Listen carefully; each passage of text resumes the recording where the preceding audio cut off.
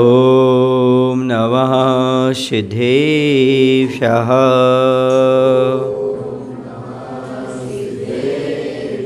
ॐ नमः सिद्धेभ्यः।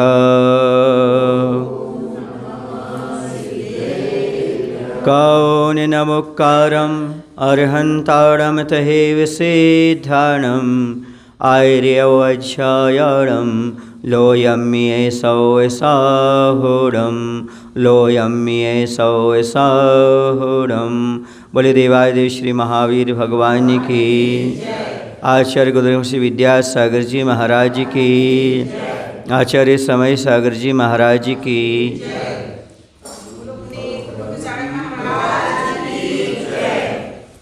बंधो,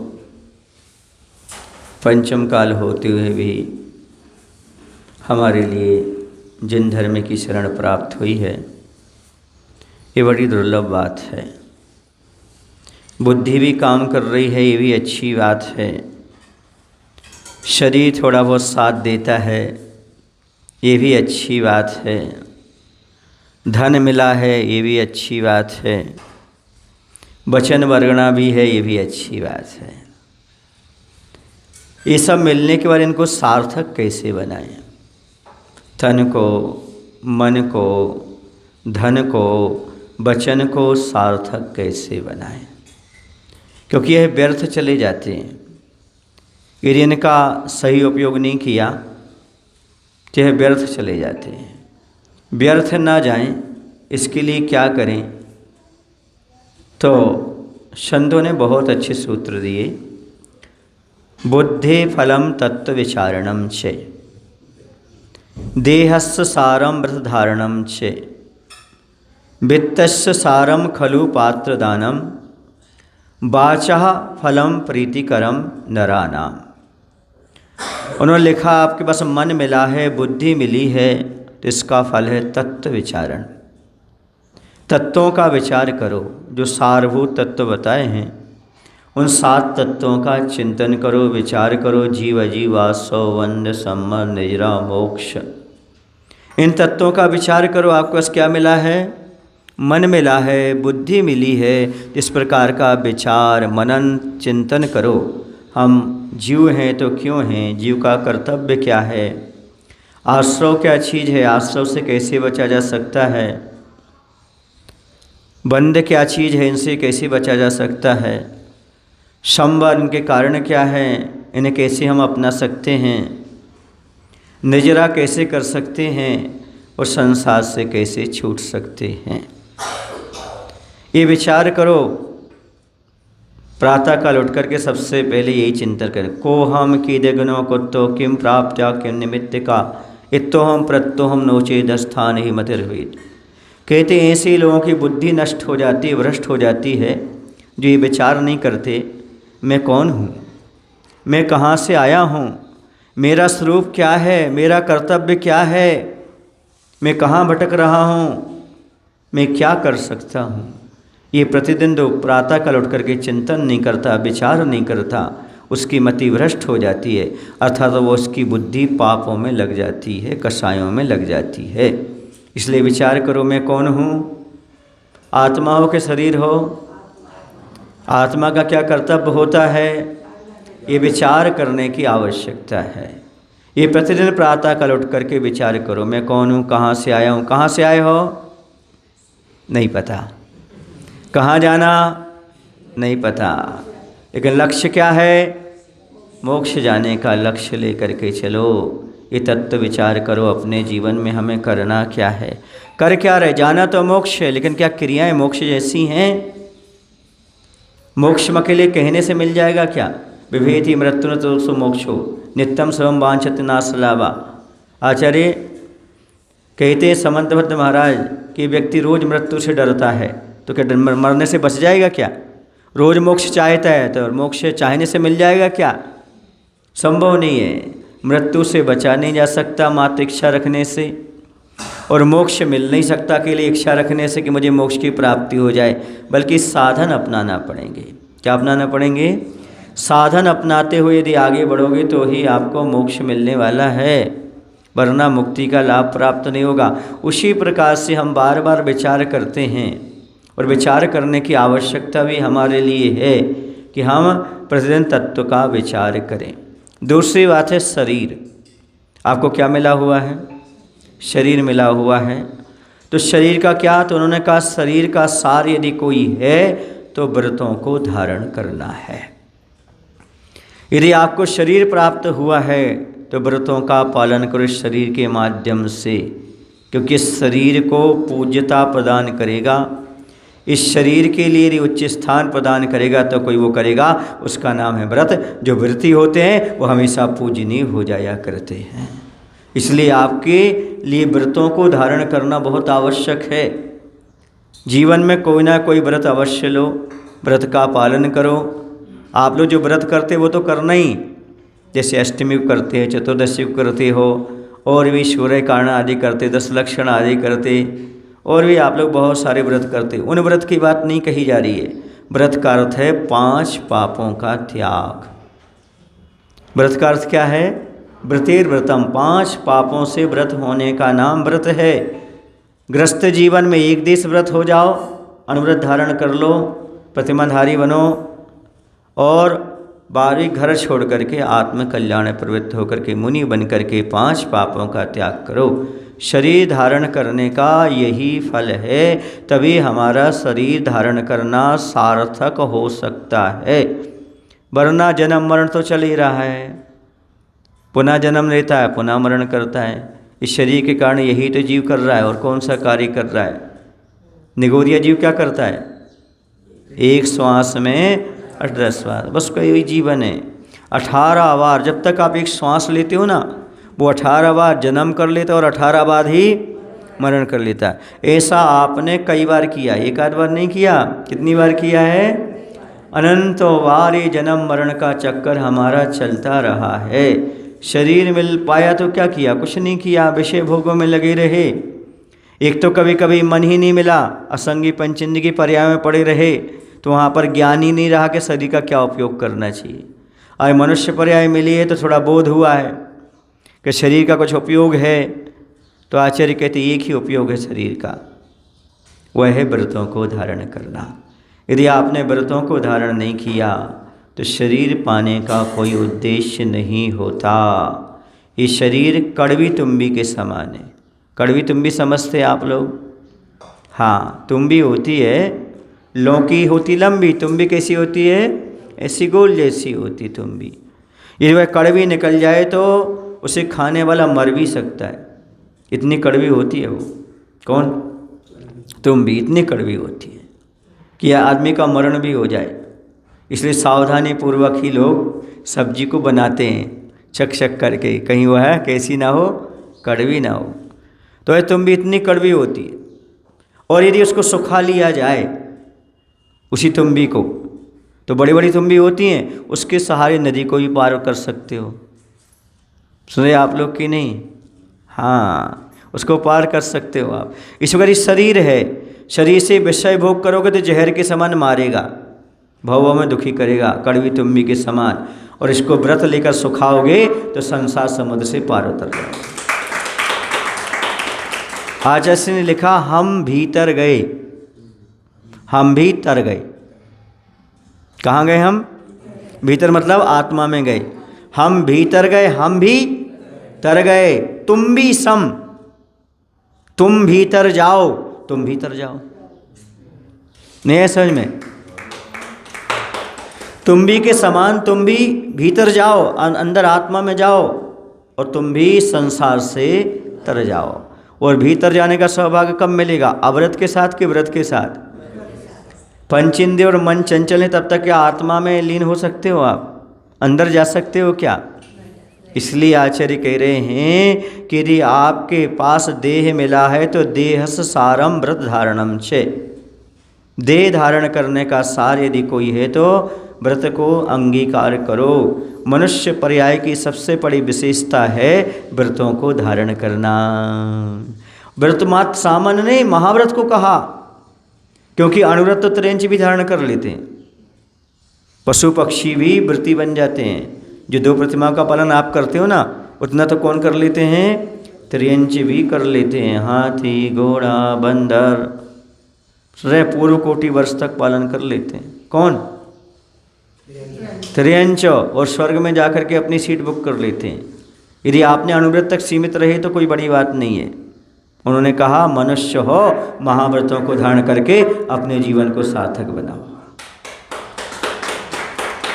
मनुष्य हो आप, इसलिए मनुष्य के लिए कौन सा व्रत कहा? महाव्रत कहा। ठीक है, मैं मानता हूँ आप महाव्रत नहीं ले सकते, कम से कम आप अनुव्रत धारण करके गृहस्थ जीवन को धन्य तो बना सकते हो। 16 स्वर तक जाकर के फिर आयु पूर्ण करके नीचे आकर के फिर मनुष्य बन करके मुनि बन के मोक्ष, इतनी आपके पास क्षमता है। आप इस क्षमता को व्यर्थ विषयों में मत गमाओ। अभी भी कुछ नहीं बिगड़ा है, अभी भी आपके पास समय है।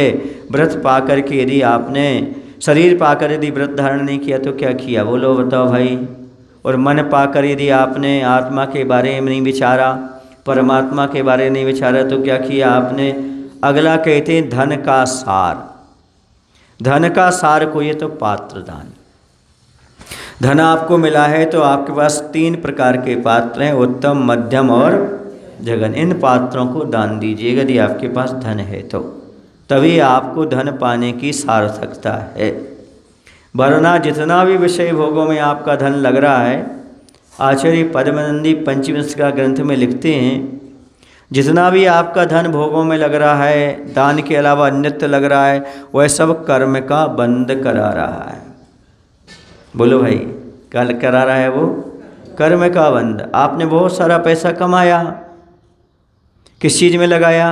मकान बनाने में, अच्छी गाड़ी में, अच्छे वस्त्र में, अच्छे भोजन में, अच्छी बच्चे आदि की परवरिश में। इन सब से कर्म का बंध होगा कि निर्जरा होगी? मात्र कर्म का बंध कराने वाला है। एकमात्र एक वो धन है जो आपने पात्र दान आदि में दिया, वही आपके लिए धन्य बनाएगा, वही आपको सार्थक बनाएगा। बाकी तो सब कर्म बंध का कारण है। संवर निर्जरा का कुछ बनेगा तो वो दान पुण्य के माध्यम से ही बन सकता है, बाकी सब कर्म बंध कराने वाला है। इसलिए कहते धन का सार यदि कोई है तो पात्र दान कहा।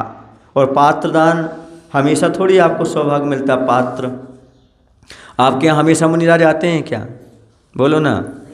मुझे तो ऐसा लगता है कि पहले चतुर्मास के पहले मैं ही आया था और अभी भी मैं ही आया हूँ, उसके बीच में कोई नहीं मिला ना आपको। थे ही नहीं तो कहाँ से मिलेंगे आपको? समझ आ रहा है आपको? उचित पात्र मिलना भी बहुत मुश्किल होता है। सम्यक दृष्टि पात्र को खोजना भी पंचम काल में बहुत मुश्किल बात है। पात्र भी दुर्लभ हैं, इसलिए धन भी दुर्लभ है, पात्र भी दुर्लभ है, अभी मिलने का भाव दुर्लभ है। हाँ, और भाव और दुर्लभ हो गए। दान के भाव हो जाएं, पूजन के भाव हो जाएं, कुछ अच्छा करने के भाव हो जाएं, क्योंकि बुद्धि तो है, धन भी है, कभी कभी पात्र भी मिल जाते, पर दान के भाव सबके अंदर पैदा नहीं हो पाते। ये भी बड़े दुर्लभ हैं। आज मिला है, कल का क्या भरोसा। आप लोग बोलते ना, आज मिला कल का क्या भरोसा। सही बात भी है, कल का कोई भरोसा नहीं होता। कुछ लोग रात में सो करके सुबह उठ ही नहीं पाते। कहाँ से उठ जाते? दुनिया ही से उठ जाते वो। आपको तो ये सौभाग्य मिल रहा है, इसलिए अच्छी तरह से सदुपयोग करिएगा, दान अच्छे से करने का प्रयास करिएगा, क्योंकि आपका धन की शुद्धि, धन जो आपको पाप कर्म का बंध करा रहा है, वो पुण्य का काम करने लगे तो अच्छी बात है। कहते हैं राजेश्वरी से नरकेश्वरी। राजपाट पा करके दान नहीं किया तो कहाँ जाओगे? नरक जाओगे, क्योंकि बहुत आरंभ बहुत परिग्रह कहाँ ले जाता है जीव को? नरक ले जाता है। ये बहुत आरंभ बहुत परिग्रह नरकायु का आश्रय कराने वाला है। बहुत का अर्थ संख्या में नहीं लेना, जो आपका ममता भाव है। कौन सा भाव है? एक गरीब आदमी भी बहुत आरंभ परिग्रह वाला हो सकता है। बैठे बैठे सोच रहा है मैं कब करोड़पति बन जाऊं, इतनी सारी संपत्ति होती तो मैं ऐसा करता, ये चीज़ होती तो ऐसा करता, ऐसा विचार करता रहता है। वस्तु नहीं, वस्तु के साथ जो ममत्व भाव है ना, वो मूर्छा भाव, मूर्छा परिग्रह, वही परिग्रह आपके साथ लगा हुआ है, मेरेपन का भाव। और संसार में दुख किस चीज़ का है? मेरे का तो भाव है, मैं और मेरा। यही दुख का कारण है। और ये छूट गया तो सब कल्याण हो गया। और मैं और मेरा छूटता नहीं, और मैं और मेरा छूटता नहीं है तभी तो व्रत के भाव नहीं होते। मैं और मेरा छूटता नहीं था तभी तो तत्व विचार नहीं आता। मैं और मेरा नहीं छूटता तभी तो कल्याण की भावना पैदा नहीं होती। मैं मेरा, इतना तक कि लोगों ने तो अपने मंदिर में भी बता दिया, ये मेरा मंदिर, ये मेरी प्रतिमा। ये मेरा और मेरेपन का भाव तो बहुत खतरनाक है, वह छूटता नहीं। घर गृहस्थी से छोड़ कर आता तो यहाँ भी बना करके बैठ जाता है। बनाता कि नहीं बनाता है?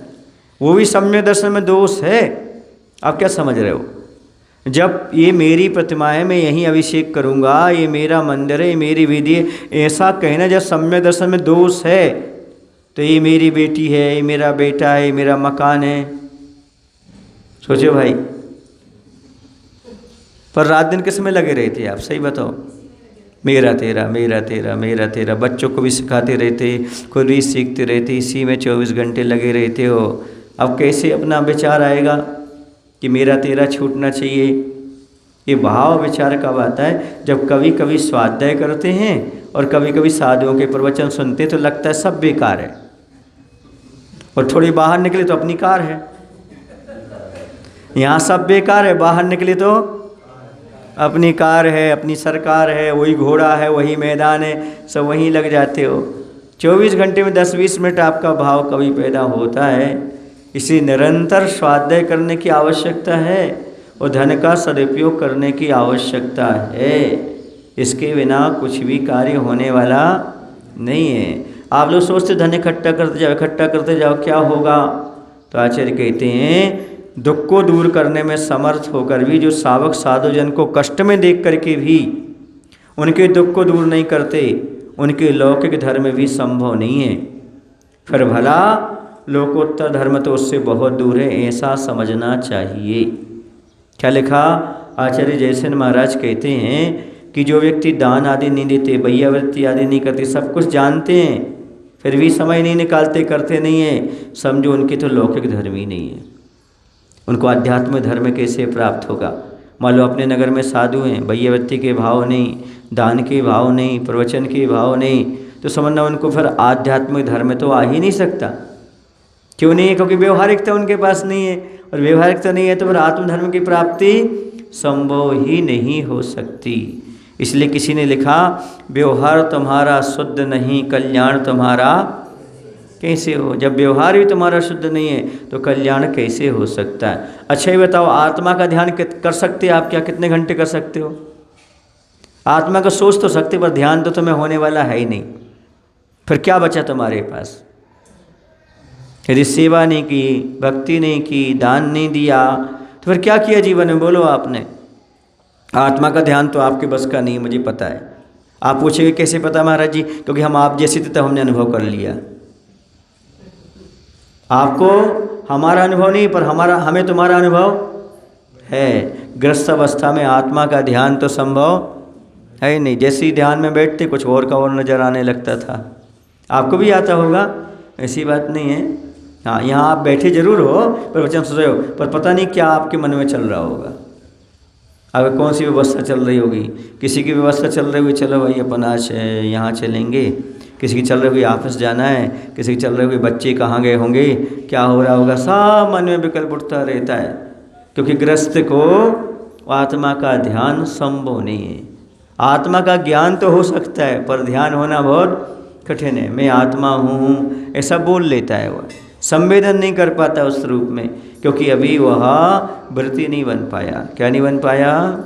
वृत्ति। उस आत्मा का अनुभव बन करने के लिए कुछ ना कुछ तो पापों से ऊपर उठना पड़ेगा, क्योंकि जो पापों में लीन है वो आत्मा में लीन नहीं हो सकता, जो आत्मा में लीन है वो पापों में लीन नहीं होते। एक साथ दोनों काम कैसे हो सकते? होते हैं क्या? दोनों काम नहीं होए सयाने, विषय भोग और मोक्ष को जाने। दोनों काम एक साथ नहीं होते। हाँ, एक सुई नहीं सुने दो कंथा, और एक पथिक न चले न दो पंथा। एक सुई दो कपड़े नहीं सिल सकती, यहाँ भी और वहाँ भी। ऐसे ही एक कोई पथिक है, वो दो रास्ते नहीं चल सकता, या तो इस तरफ वाला चलेगा या इस तरफ चलेगा। ऐसे यदि विषय भोग अच्छे लग रहे हैं तो फिर मोक्ष मार्ग कहाँ है, और मोक्ष मार्ग है तो फिर विषय भोग कहाँ है? अब आप दोनों हाथों से लड्डू खाना चाहते हो, विषय भोग भी नहीं छोड़ते और मोक्ष मार्ग भी पाना चाहते हो, संभव है क्या बोलो? नहीं। इसलिए कहा कि आपके लिए यदि बुद्धि मिली है तो तत्वों का विचार करो, और शरीर मिला है तो व्रतों को धारण करो, और धन मिला है तो दान करो। अंतिम बात है, वाणी का फल मनुष्यों में प्रीति उत्पन्न करना। वाणी समझते आप? हाँ, यदि आपको वचन मिले तो ऐसे वचन बोलो ताकि लोगों को अच्छा लगे। मीठा बोलो, कम बोलो, दूसरों को अच्छा लगे ऐसा बोलो। कम बोलो, काम का बोलो। समझ रहे? बोलना तो सबको आता है, पर काम का कितने लोग बोलते हैं? काम का बोलना आना चाहिए। बोलना तो सबको आता है। बोलना तो 2 इंद्री से शुरू हो जाता है। वचन बल मिल जाता है, 2 इंद्री बोलते हैं तो सार्थक बोलते हैं क्या? पशु भी बोल लेते हैं, और भी लोग बोलते रहते हैं। तो उसका सार नहीं, सार ये है कि आप सार्थक बोलो, जिससे हमारा भी भला हो, दूसरा के भला हो, कम शब्द हों और काम हमारा अच्छी तरह से हो जाना चाहिए। ये हमने बताया आपको 4 चीज़ें। ये 4 चीज़ें जिसके पास हैं और उपयोग कर लेता है वह अपने जीवन को धन्य बना लेता है। यदि आपके लिए कुछ अच्छा करना है तो इन 4 चीज़ों का ध्यान रखो। मन से तत्व विचार करो, शरीर से व्रतों को धारण करो, यदि आपके पास धन है तो पात्र दान करो, और वाणी है तो मीठा बोलना प्रारंभ करो। ये 4 चीज़ें यदि आपने अपने जीवन में अपना ली तो आपका जीवन क्या हो जाएगा? सार्थक हो जाएगा, धन्य हो जाएगा। इन 4 चीज़ों को जैसे बने वैसे आज ही विचार कर लेना। मन में क्या विचार आना चाहिए? मुझे माला क्यों नहीं पहनाई, उसका ऐसा क्यों हो रहा है, ये छोड़ दो। अब क्या विचार आना? मैं कौन हूँ, कहाँ से आया हूँ, क्या मैं इसी चीज़ों में लगा रहूँगा? क्या मेरी ज़िंदगी इस घर तक ही सीमित रहेगी? क्या ये परिवार ही मेरा सब कुछ है क्या? सोचना, विचार करना उस समय, क्योंकि और कुछ भी मेरा करने का कर्तव्य है, और कुछ करना मेरे लिए बाकी है। अभी मेरी मनुष्य पर्याय आदि निकल गई, अब आगे क्या जवाब दूंगा मैं, आगे क्या करूंगा, अगले के लिए मैंने क्या किया? ऐसा कभी आपने सोचा? बता चेतन क्या किया तूने अपने लिए? बता चेतन क्या किया तूने अपने लिए? अभी तक किसके लिए करता रहा सुबह से लेकर के शाम तक? बोलो। दूसरों के लिए करता रहा या शरीर के लिए करता रहा? शरीर भी कौन है? दूसरा है। आत्मा से पृथक है शरीर भी, दूसरों को किया अभी तक। तो बता चेतन क्या किया तूने अपने लिए? था मनुष्य जन्म क्या पेट भरने के लिए? था मनुष्य जन्म क्या पेट भरने के लिए? अरे पेट भरना तो पशु पक्षी भी जानते हैं, पेट भरना तो पशु पक्षी भी जानते हैं, तो क्यों मनुष्य बना कलंक लगाने के लिए? फिर मनुष्य क्यों बने हम? आपसे पूछना चाहते हैं कि आपको एक चिड़िया दिख रही ना, यहाँ पर बहुत सारी चिड़िया हैं, देखिए आपने, उनके यहाँ घोंसला है ना? उनका हौसला है, इसी ठंडी में भी रह लेते हैं। वो दाना उठाते हैं, खुद भी खा लेते और बच्चों को भी खिला देते हैं। रात्रि में आकर के सो जाते, दिन भर घूमते रहते हैं। बोलो भाई, दिन भर राशन की खोज करते हैं और रात में आराम शांति से सो जाते हैं। आप क्या करते हो? आप भी वही करते हो। उन्होंने घोंसला बनाया तो उन्होंने मकान बनाया, तुमने मकान बनाया, उन्होंने घोंसला बनाया। तुमने अपने बच्चों को पाला, उन्होंने अपने बच्चों को पाला। ये बात अलग है, आपके पास 10 साल के लिए भरा होगा, पर वो तो रोज़ खाते और रोज़ कमाते हैं। वो संग्रह नहीं करते, कल की चिंता नहीं करते, आज मिल गया पर्याप्त है, इतना जीवन जीते हैं। तो बताओ, चिड़ियों में और आप में क्या अंतर है? वो भी चिकचिकाते रहते, आप लोग भी चिकचिकाते रहते हो, चहचहाते रहते हो। बोलो ना, वही गलत कह रहा हूँ क्या?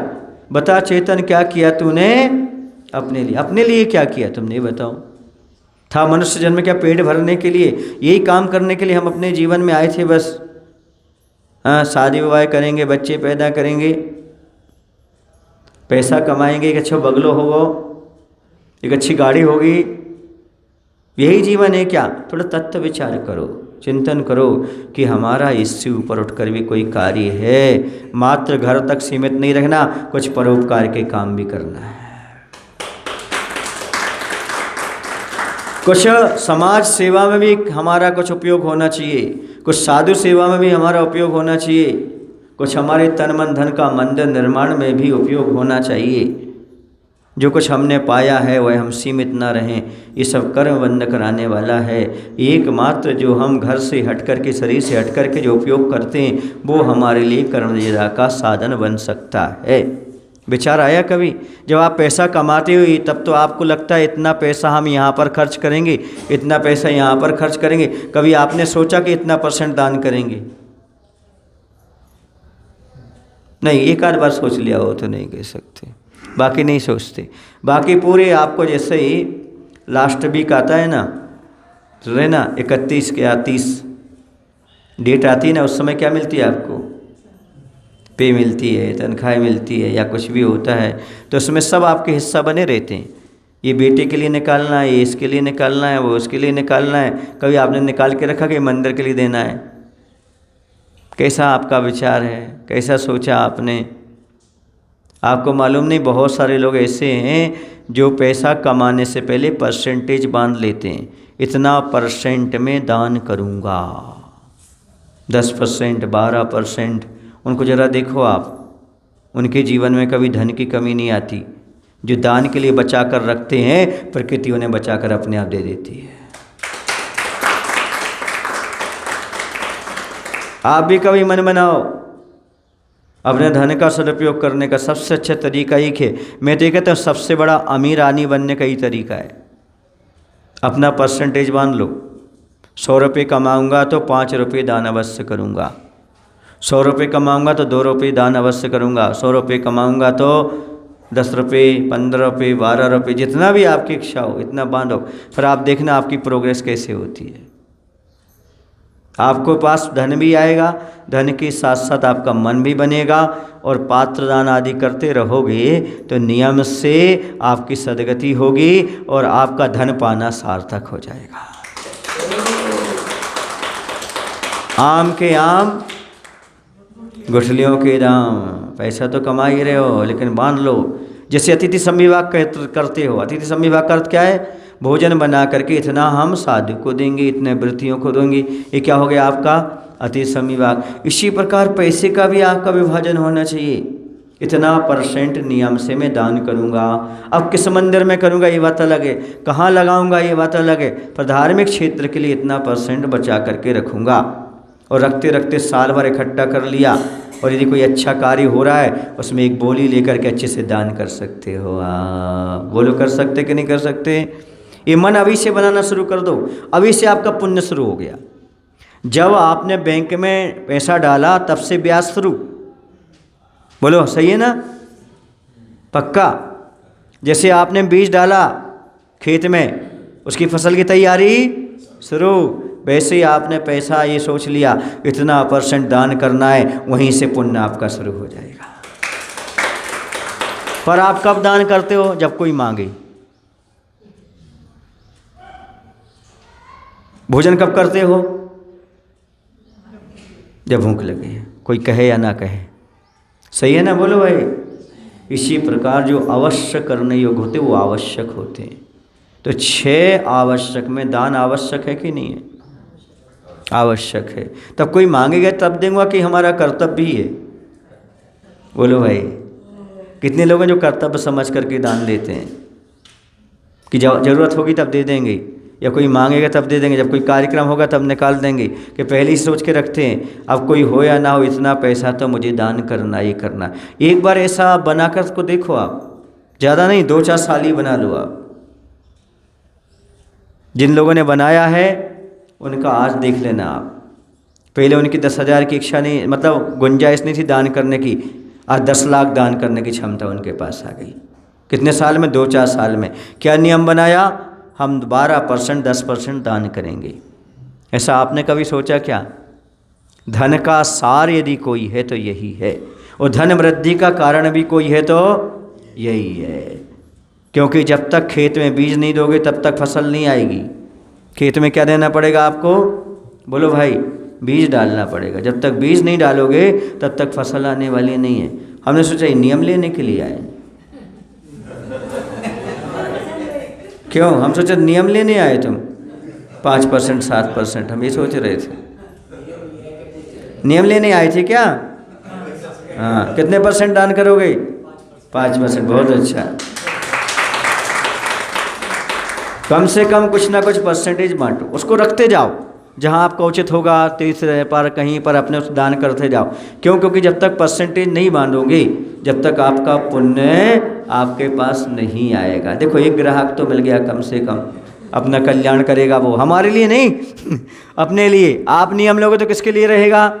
आपके लिए रहेगा। आगे चल करके आपको वही सब प्राप्त होने वाला है। आज जो कुछ प्राप्त हुआ है वैसा वही प्रभाव था। आपने पहले कहीं दान दिया होगा, आपने कहीं सदुपयोग किया होगा, जो आपके लिए आज धन दौलत प्राप्त हो गई है, आपके लिए सारी की सारी सुविधाएं मिल रही हैं।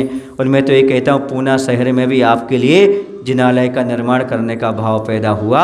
ये पुण्य का उदय मान करके चलो। आपने तो भगवान का दर्शन पूजन कर पा रहे हो, ये है। तो 4 बातें जो हमने आपको बताई वह आप समझ गए होंगे। बुद्धि का फल क्या है, मन का फल क्या है? तत्व विचार करना। यदि आपने मन पाया है, बुद्धि पाई है, तो आप क्या करो? तत्वों का विचार करो। यदि आपने शरीर ग्रहण किया है तो व्रतों का पालन करो। यदि आपने धन पाया है तो पात्रदान करो। और आपके पास वाणी है तो मीठा बोलो, सबसे अच्छे से प्रेम से बोलो। समझ रहे ना? इंसान को इंसानियत के तराजू से तौलिए। इंसान को इंसानियत के तराजू से तौलिए। 2 शब्द ही सही, पर प्रेम से बोलिए। हमारी वाणी ही हमारे व्यक्तित्व का आईना है। हम जैसे बोलते हैं वैसे सामने वाले पर हमारी छाप पड़ जाती है। जब किसी से बोलो तो कैसा बोलो? मीठा बोलो। बोलो तो मीठा बोलो, वरना मुख मत खोलो। हाँ, क्योंकि आपका परिचय है। यदि आप किसी की निंदा करते हो तो ये आपका परिचय है, आपके पास छोटापन है। अभी यदि आप किसी की प्रशंसा करते हो तो आपका बड़प्पन है। ये आपका ही ज्ञान आपको मालूम बताता है। ये आपकी वाणी ही आपका परिचय दे देती है, दूसरे को देने की आवश्यकता नहीं पड़ती। इसलिए आप अपने वचनों का उपयोग अच्छी तरह से करिएगा। ये बड़ी सौभाग्य से आपको प्राप्त हुए हैं। आपका मन भी है, तन भी है, धन भी है और वचन भी है। इन सब का उपयोग करो। कर्मबंध ना हो, कर्म की नजरा हो, आत्म कल्याण में हमारा मन प्रवृत्त हो। ऐसी भावना लेकर के चलो। बस इतना ही पर्याप्त समझता हूँ। इतना यदि आपने कर लिया तो आपका जीवन धन्य हो जाएगा। बोले महावीर भगवान की जय। आचार्य गुरुदेव भगवान श्री विद्यासागर जी महाराज जी की जय। हे प्रभु, हम सभी को इतनी शक्ति, इतनी बुद्धि देने की कृपा करो, ताकि हम सभी लोग अपने तन का, मन का, धन का, वचन का सदुपयोग कर सकें। नमो शिवाय भगवान, नमो शिवाय, नमो शिवाय, नमो शिवाय। सत्य।